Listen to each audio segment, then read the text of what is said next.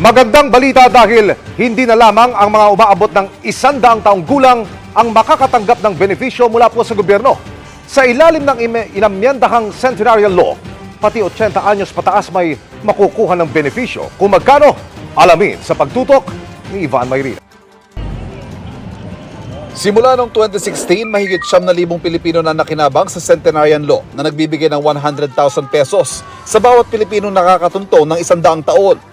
Pero sa pinirmahang amyenda sa batas, hindi na lang mga centenarian o mga Pilipinong 100 years old ang makakatanggap ng benepisyo. Maging mga octogenarian o mga 80 anyos pataas at nonagenarian o 70 taon pataas, may benepisyo na rin.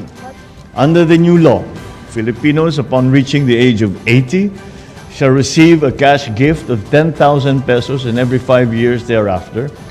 And upon reaching the age of 85, 90, and until 95, we do, after all, stand on the shoulders of these giants. 2.2 billion ang ilalaang pondo para rito para sa taong 2025 at kailangan lamang magparehistro sa Office of Senior Citizens Affairs sa inyong lokal na pamahalaan.